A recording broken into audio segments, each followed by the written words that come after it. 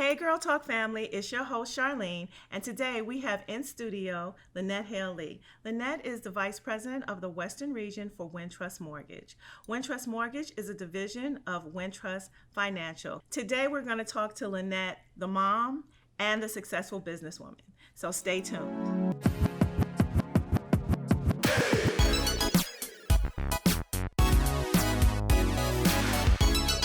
Hey, Lynette.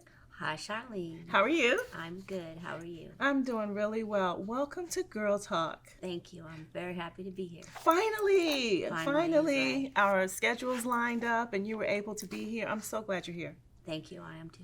There's so much information that you have that I'm sure our audience needs to hear. Number one, because you are a working mom and a very successful working mom, and you figured out how to do this and raise two amazing boys and have a life of your own and be very successful in your business. So that's what I want to talk about today.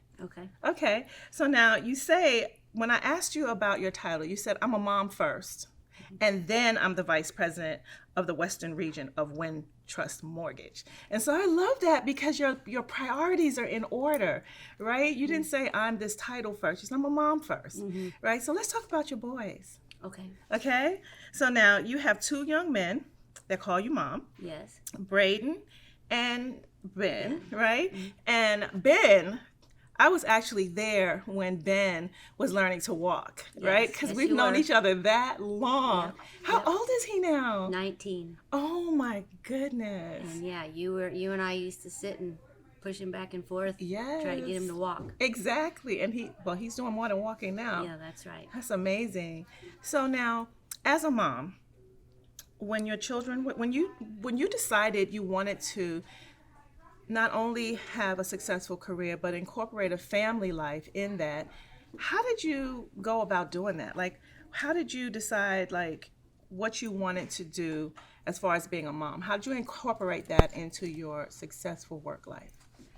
Interestingly enough, I don't think that I had the first clue how all of that was going to go when I got pregnant. I know that when Ryan and I got married, we were both in agreement that we were going to have children. Yes. The interesting thing about having children is you have no idea what it's going to be like because you've never done anything close to it before, anything close. That's very true. And so it's a whole new journey. It's a whole new adventure. I went through my pregnancy having certain thoughts and expectations of what it was going to be like. And all I can say is from the moment Ben came out of me and I became a mom, my entire psyche, my physiology, my belief systems, what was important to me shifted. Okay. Because, we brought a human life into the world by choice, right? Yes. And all of a sudden, he became our true north. Yes. So all decisions revolved around him and really, to some extent, still do. Mm-hmm. And it came very naturally. And it was an immediate equalizer. And one of the interesting things that it did for me is that prior to having Ben, there were certain things in my life that I would tolerate, certain things in my life I'd spend time doing that weren't necessarily always in my best interest. Okay. One of the amazing byproducts of having a child and being a working mom, and I bet you a lot of people listening to this can relate to this, is you immediately get real crystal clear on what's important. Absolutely. Where you can spend your time. That's right. So what became unimportant to me was 2-hour lunches at the office for any reason. Yes. What became unimportant was people that weren't necessarily a positive contributor to my life. Yes. Just anything like that. TV had to go. Some of my hobbies had to go. Golf. I used to golf. Yes. It takes 5 hours to do 18 holes, 2 hours to get there, 2 hours to get home. That had to go. Right. Right. And gladly. It was okay.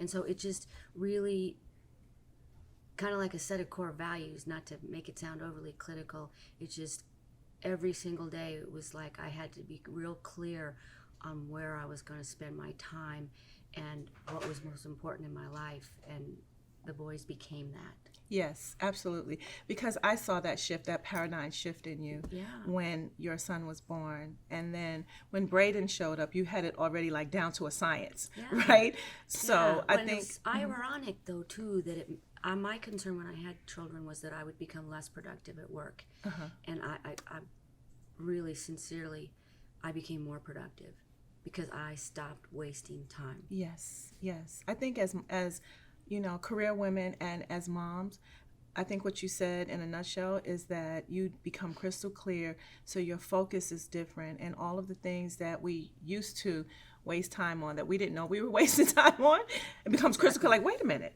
I waste 7 hours doing that. Yeah. No, I can be at home with my baby. Yeah. You know, so I love that answer. Now, what were some of the major things that changed in your life, like your schedule? Like, what?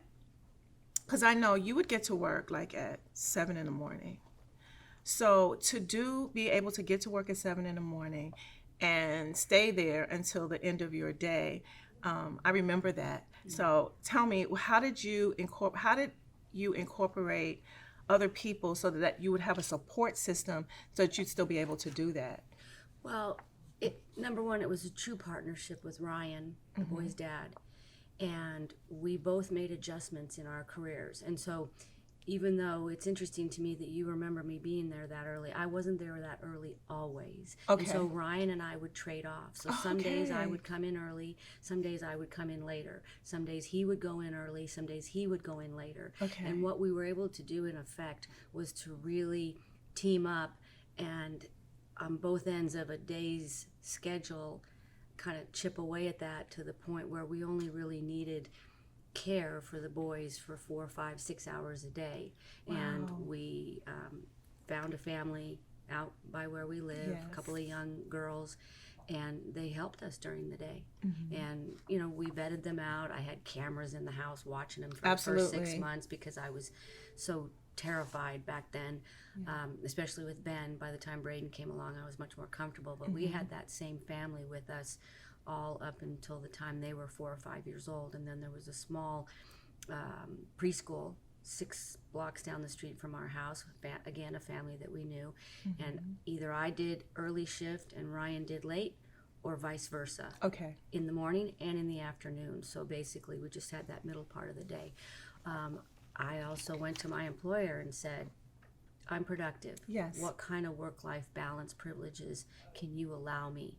Ryan did the same thing as a man. I'm a dad. What kind of work-life balance privileges will you allow me? Which is another reason we were so committed to our productivity, because we wanted those privileges. So there were many days where I was able to work from home with a VPN number, calls forwarded to my house, a docking station. I was as productive as home some days as being in the office, and Ryan did the same thing. So coming together like that, having a little bit of outside help, and then also having really good employers Yes. that were willing to say, yeah, you are productive no matter where you are. I'm willing to grant you this privilege. Yeah, and I think that goes back to your work ethic and knowing that you can ask. Sometimes women don't even ask, and that is something that may be afforded to them. No, not at every job, but at some jobs, they might look at, the work-life balance and say, hey, you can work 4 hours from home, or you can work 2 days from home, or whatever that is. But I think you make a valid point, is we should at least ask. Exactly, and you're right. A lot of people are too afraid to ask, Yes. And they shouldn't be. And I think that's changed a lot, though, in the last 20 years. I think the number of employers that are willing to be flexible like that has significantly increased since 20 years ago. That's absolutely right. I believe that to be true because, without that work-life balance, if everyone is at work and no one's taking care of the children, We got a problem. we have a problem in 20 years. That's right. Really 15 years, as soon as they become independent enough to get around on their own, if there's no flexibility and balance in the workplace. Yeah, that's So right. you're right. Yeah. Now, you and your ex-husband are successfully co-parenting these young men. How did you manage to do that? Because a lot of people, it becomes this tug of war and it becomes this thing. And you and Ryan don't have that. You guys co-parent. Both of your children were in sports and are still in sports. one, Braden's still in sports, if I'm not. Yeah, he Yeah. is, yeah. So Braden's still in sports, and you guys attend all the games, and you function as a family. You know, how do you successfully navigate something like that? Well, and again, I don't want to make it sound easy, but we both believe that just because a relationship changes forms doesn't mean that it needs to become hateful or antagonistic. And again, there were days that it was hard. We Yes. both had to process and accept the fact that we just weren't quite right for that type of relationship. But at the same time, there was no question in either one of our hearts that what mattered most were the boys. Yes. And I watch a lot of people kind of tear each other up when they split up. And what that always translated to in our minds was, if I tear Ryan down, I'm tearing down the father of my children. Right. If he tears me down, he's tearing down the mother of his children. That's right. Which then harms your kids. Yeah, because what does that say to the children? It says horrible things to them. It makes it more difficult for them to process a change in the relationship, and it's just sort of ugly. And so we really committed ourselves to not doing that. And I have to say again, it wasn't easy, but we're all people. We all have strengths and weaknesses. The shift or the breakup of a relationship, I don't care who it is. It's never one person's fault. That's very true. It's a little bit about the mix and all kinds of other dynamics. So we committed ourselves to shifting the relationship, keeping the focus on how important it was for the boys to grow up as healthy, decent, Yes. well-adjusted men who can then go on to be husbands themselves, fathers themselves, employees themselves, and we didn't want to wreck them. Exactly. Yeah, because that's what happens a lot of times in marriages. And I like the way you put it, is that type of relationship that you're in with this person may not be working anymore for whatever reason. But when you have these little people who are looking at both of you, and saying, I love you both. You can't say that about my mom. You can't say that about my dad. That's right. Because what does that do to them inside? It tears them. Yeah, right? Hurts. And we still have lots of occasions.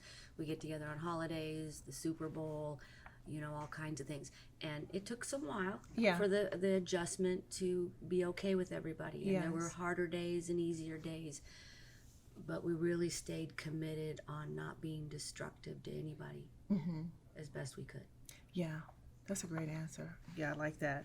Now, your present work life, right? And so you're the vice president of the Western region for a very large bank that's centered in Chicago. And your position is very male dominated, especially being in the mortgage industry. And so how do you successfully manage that position? Because you've been doing this for a while. Well, it's multifaceted and it's not easy. I think I want to treat men the way I would want men to treat me. So I don't want to, right out of the gate, start treating men adversely because they're men, because that's what we as women complain about all the time. Right. So I tend to treat people as individuals. Yes. Having children forced me to get much better at delegation, Yes. which generally speaking women tend to struggle with a little bit more than men. So I delegate much more. I make sure I have good people around me. Yes. And I try to see the good, maximize the strengths in everyone, communicate, listen more than I talk, assume going into things that people have good intentions, Yes. not take things personally, not make assumptions. At this stage of my life, if I feel offended by something that somebody's done, if a man at work has done something, rather than jump into a conclusion, especially a societal stereotype, I have a tendency to go in and sit down and say, so this happened, I feel this way about it. What did you mean by all of that? Yes. And I found that, 70-80% of the time what I thought was meant was not meant at all. Yeah. And so just the communication and really trying to stay focused on being a good person and making space in my mind for other people to be a good person, Yes. whether they're man or woman. Yeah, I like that because that balance, that not assuming that one person is stereotypically this way, but having that opportunity to sit down. And I think, when you sit down with a person, that gives them the ability to better communicate with you because they're sitting across from you now and it's just the two of you in the room. And I think they get an opportunity to just see you more human, and not as the title, but as a human being. And I think that allows people to open up more. Yeah. And you can see better what it is that's troubling them, if it's something troubling them, or understand where the misstep was. Exactly. Yeah. The other thing I don't do is I don't blame men for where we have collectively found ourselves as a society. I tend to not blame anybody. I tend to feel like each one of us is just part of this huge fabric of humanity. And if I get hung up on blaming men for anything, I think it just puts me right back in the worst state of mind I can possibly be in to affect any change or to make things better than they already are. Right? I agree. I totally agree. Now, do you think your background and the way you were raised has anything to do with your success? I do. Okay. I do. And as you know, I had a fairly difficult upbringing. My dad was a functioning alcoholic, drank himself to death, lots of challenges, grew up with a lot of violence in the home and things of that nature. So from a very young age, I learned how to survive. And when you do that at a very young age, it just becomes a way of life That's for very you. true. And the positives, I've discussed this with my boys, and we talk about that kind of stuff now that they're older. They've both said to me, yeah, that sounded horrible, Mom, but we think it's probably part of why you're as strong as you are now. So it becomes something that's a dichotomy. Yes. Some parts of it are really sad and you feel bad, but other parts of it strengthened me, and I'm grateful for that now. And so, yeah, it absolutely contributed, and I try and take the good from it going forward. Clearly, I had an example of things that I didn't want to happen to my boys. Yes. So, for example, I went to 13 different schools by the time I graduated from high school. Wow. Which made me very social. I can talk to a tree. Right. I didn't want that to happen for my boys. Yes. So the boys have both lived in the same house since Ben was 1 and Braden was born. They've been in the same school district their entire lives, and that was done on purpose because I didn't want them to have that experience. And so having had that experience benefited me, which now benefits them, and we're sort of passing it forward and hopefully disrupting the trajectory of my lineage for the good. Absolutely. I agree with that.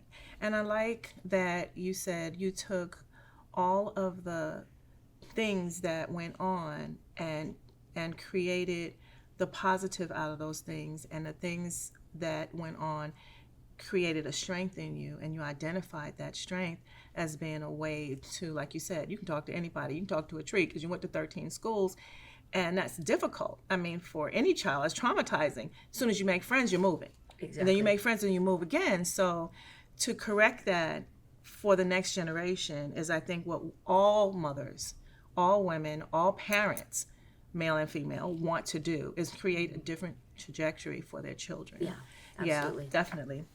So now, what are some tips you have for women who are looking at the mortgage industry as a place to succeed in the corporate structure? What are some tips you would give a woman coming into the mortgage industry? Go into it with the expectation of working hard. Go into it not trying to be anybody but yourself. Yes. Listen deeply in meetings, in rooms, in one-on-one exchanges. Don't make assumptions. Don't go in with a chip on your shoulder. Even if you do run up against somebody that's not treating you respectfully, sort of just move around it, because I found it's easier. It doesn't matter as much. Yes. People like that. And find the places where you can be of value.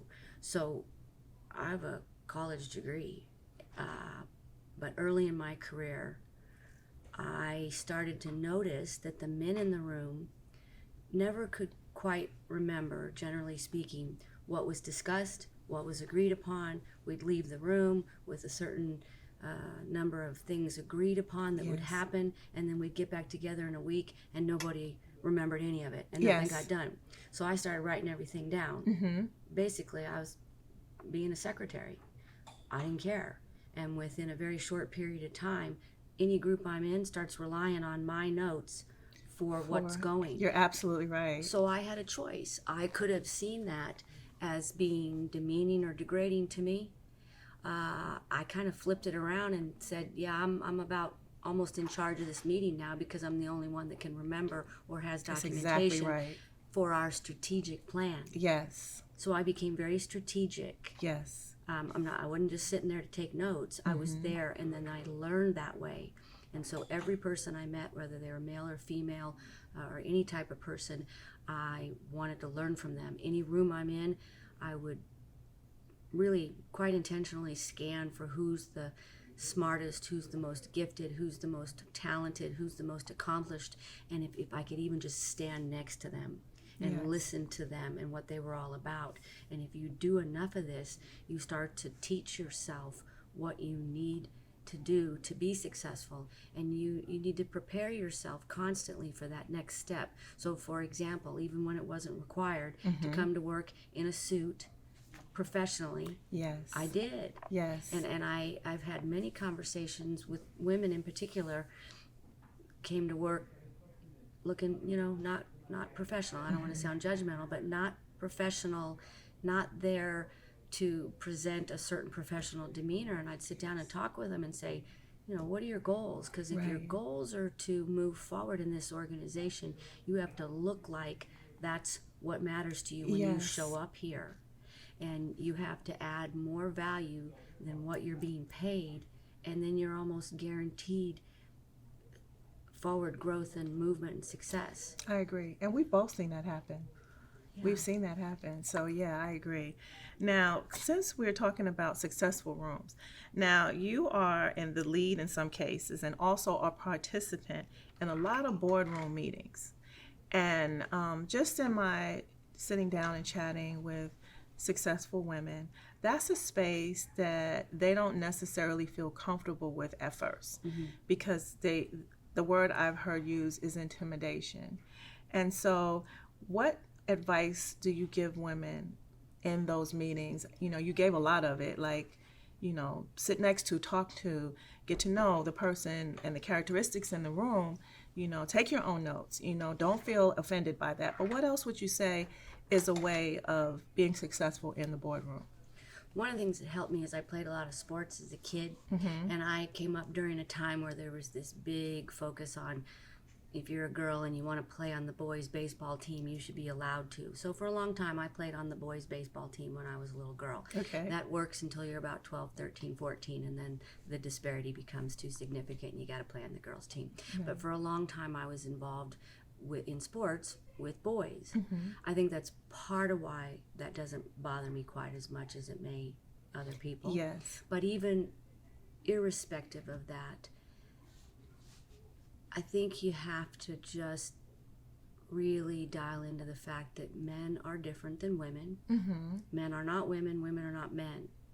Men have a different way of communicating.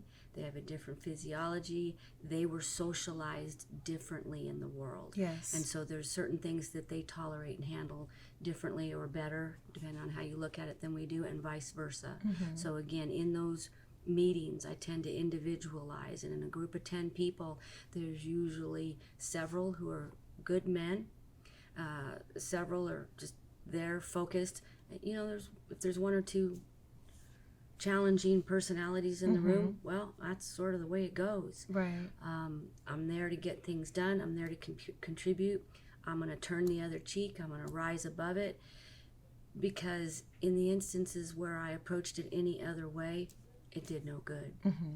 Yeah. And I'm not sitting in that room being a woman. I'm sitting in that room being a contributing factor to what's going on. I'm thinking while I'm there, hopefully you're less focused on my gender than what I bring to the table, Yes. and I'm less focused on your gender than what you bring to the table. And so I try to stay in that mindset. It's not always possible, but I think that's helpful. And I think that also, if you'll take that first step in eliminating the gender focus in the room, I think it actually causes the men to feel a little bit more comfortable around you. Because as much as we might feel intimidation, men feel, their own sets of concerns being around women. Yes. It's one of the reasons why, honestly, I don't think that women should be on football fields. That's where I kind of draw the line. Because if a woman's on a football field, first of all, that's very challenging for her. It's really hard for the men. Yes. Because they're socialized not to hurt women. Yes. And now here you are, you're on my football field. That I just feel has got to be pretty rough. So I think empathy and consideration for everyone, and treating people on an individual basis. Yes. Because there's good women and bad women. Again, I hate to sound so judgmental, but there's good men and bad men. Right. There's good and bad everything. That's right. I agree. I agree. I kind of figured you had that answer. Yeah, I like that answer though. I'm sure stress is prevalent in your line of business. What are some things what does wellness mean to you? Well, first of all, it's absolutely critical, and I've had those periods of time where I've ignored it, and then I start to pay the price. Yes. So I've gone through a couple of illnesses over the years, and managed to get to the other side of them. So wellness today is even more important than it's ever been. I think it starts, for me, with faith in God, Yes. gratitude, being grateful no matter what's going on. There's just something to that. Yes. Because I think anybody at any given point in time can be grateful. Slowing down. I think a lot of the stress that goes on for anybody is up here in our minds. And meditation, you hear about meditation and yoga and, Yes. and deep breathing. Breathing's a big deal, all that kind of stuff. You have to stay really committed to it. Eating right, exercising, getting massages, taking a walk. I think it's a continuous effort to keep yourself balanced if you're going full speed ahead, professionally or personally. Yeah, and for women, I tell them, please be kind to yourself. That self-care, yes, and be kindness. kind to I just had a yourself. conversation with somebody last night, and that point came up, and it was with women. And we're all very successful and accomplished, but that doesn't mean that there's not going to be a day this week that I'm not going to feel real good. Exactly. And I got to allow that, give myself Yes. permission to not feel good, or to feel frustrated or sad or whatever it might be, and to sort of walk through that feeling and have enough care and respect for myself to be at Yes. peace with that occurring, and And not do beating something up on about myself. it. Exactly, and do something about it. Don't ignore it. Right. Right? Yeah. So, what are some of your favorite personal care practices? Because I have some favorites. Yeah, I do too. I lately, eating right has become one of my favorites, only because I've seen such a significant impact on my physiology, my mindset, my overall well-being with eating right. So that's become a favorite, even though it's not necessarily something fun. Right. But in today's world, you got Whole Foods and all these fun things out there. That's and, right. it's a little bit of a hobby.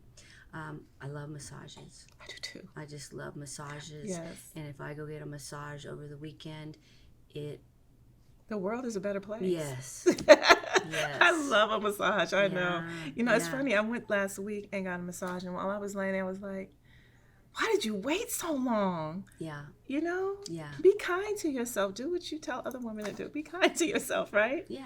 Yeah. Well, and human connection. The other thing that I can get real guilty of real quickly is being with myself, Okay. being productive, or being with my boys, but having time to be in connection with other women, other Yes. men, I know anytime that I see you, I feel like I've had a chance to connect with somebody at a real genuine level, and that's very healing. And we know there's something to that. There really is. So people have to continue to come together in communities, even if they're small, and support one another. Yes. Because any one of us trying to do any of this alone makes it rough. Yeah, rough. We need each other. we really, really do. Because a lot of times you and I, being friends, we get in conversations and we'll say, still to this day, we've known each other like 20 years, right? And we'll say, I feel the same way. Yeah. You know, or like, wow, that made me feel better. Thank you for saying that, you know,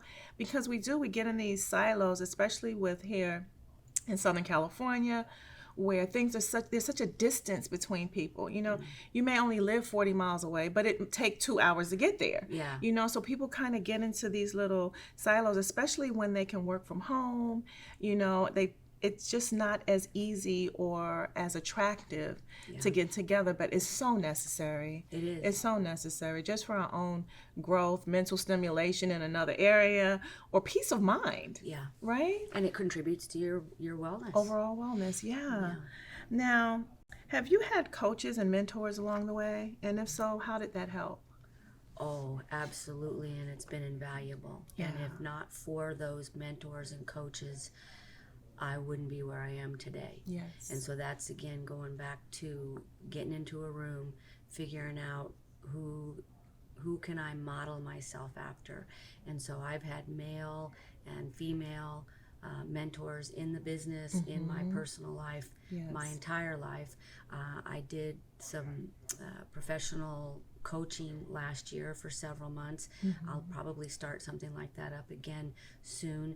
But that's always very, very helpful. And what I find most helpful about it is you can get to a place in your own mind where you have a certain perspective on things. Yes. And what a coach or a mentor can do is show you a different way of looking at something. That it's that forest for the trees kind of a thing. Yes. You're so in your own mind about something that the help from a coach or a mentor is that it helps you see other perspectives, which can then help you to shift where you need to go to rise above something or go to the next level on something that's important to you.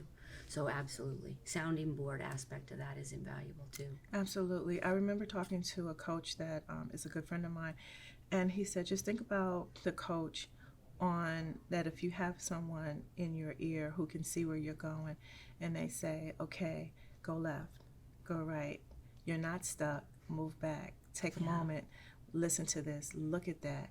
You know, it kind of gives you a perspective where you can, like you said, maneuver around some things or step over, you know, to get to that next level or that next step forward, because you have someone who is not you watching you or listening to you and helping you make those decisions, or just give you another perspective. And they're more objective because they're outside of you.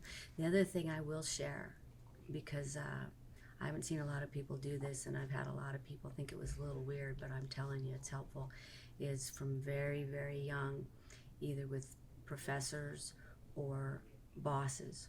I'll go in about once a month and sit down, ask for a few minutes, and say, what are you unhappy about with me? What did I do this month to piss you off? Yes. And what do you need me to do differently? And I've had a lot of people look at me and say, are you insane? Why are you asking me this? But what I have noticed professionally for 25 years is that people will sit in a room and talk about an issue with someone who's not in the room, but then they're afraid to tell that person directly from a place of empathy and care. You know, we're not here to be destructive, but telling someone directly what they need to do better on, what they're doing that's bothering you, what they're doing that's missing the mark, is a gift. It's a constructive gift. It's a gift. Yes. Because what I do see happen a lot professionally is no one tells you, no one tells you, no one tells you, you're fired. Right. You're shocked. That's a disservice to someone. That's absolutely so true. I just decided at a pretty young age, I'm sure there's got to be something I'm doing wrong because I'm human. Right. And you're not going to tell me unless I force it out of you. Right. And if I force it out of you, then I know, and That's then I right. can go and do better. And that empowered me because sometimes it's hard to see yourself That's very as true. other people see you. We all have a tendency in a conflict situation to be so filled with what you did to me that it almost blinds you to what I did to you. Right. From your perspective. And I need to hear that. And if you and I can get to a place where there's a place of safety where that exchange can occur, Yes. oh gosh, it's so much better for everybody involved. Could you imagine if the entire world worked that way? It would be, it's genius. Yeah, well, we'd all be a lot better off. Yes. A lot Because better both off. people on both sides of that exchange end up in a better position the majority of the time. That's right. The majority of the Right. time. And I think it takes away from defensiveness. I think that people become less defensive Yeah. when, in, like you said, in a respectful environment, you know, you're asking the question, so you want the information, and so for you to receive that information is easier to take than for you to wander around through life not knowing what you could be doing that's causing setbacks for you in your life. Yeah, and you're empowered once And you you're have that empowered. information, even though, and there were days where I drive home with a tear in my eye Right. because I got flat out told, you know, this thing over here that you're doing, that ain't working for me, and it hurts, but come on, you can survive it. Right. Then you wake up in the morning and you say to yourself, well, how can I shift? How can I do that differently? How can I do it better? And now I'm stronger. That's Now I'm right. clear. Now I'm empowered. Yes. Now that leads to my next question. So perseverance after a setback. Most of us have experienced setbacks, but what advice would you give someone who's going through it? Give yourself a period of time, whether it's 5 minutes, 5 hours, 5 days. Give yourself a period of time to grieve. Okay. Grieve. And then stop. And move on. Move on. Yes. And get up and get going, no Yes. matter what it is. Yes. You may not get right back to where you want to be immediately, but the greatest danger to me lies in staring at what became a closed door because you do nothing but feel worse and worse and worse and worse about That's yourself. And at the same time, though, you have to acknowledge the grief or the loss, Yes. whatever the situation might be, and honor it because it's part of life. That's right. So honor that disappointment, honor that failure, and then go. There's a Chinese proverb Ryan taught me years ago that says, fall down 7 times, get up 8 Yes. times. Yeah. You just got to keep on going. keeping on. Now, what are 3 tips you would give a woman who is trying to figure it all out? Listen. Listen. Keep an open mind. Yes. Keep an open mind. And don't let other people tell you who you are. Yes. Yes. Yes. Yes. Lynette, what's next for you? What are some things that you want to accomplish moving forward? I want to make a difference in other people's lives. Yes. The industry that I'm in has been shockingly good to me. We also grew up pretty poor at one or two points in my life. We were on food stamps. My stretch goals coming out of school was to have a car that didn't break down. Yes. And to be able to go out to eat once a month. Okay. Those were my stretch goals. Those were your stretch goals. Yeah, when I was about 19 years old. And so to be sitting here on Wilshire Boulevard in Los Angeles, California with you in this beautiful fancy office, Yes. you couldn't have convinced me.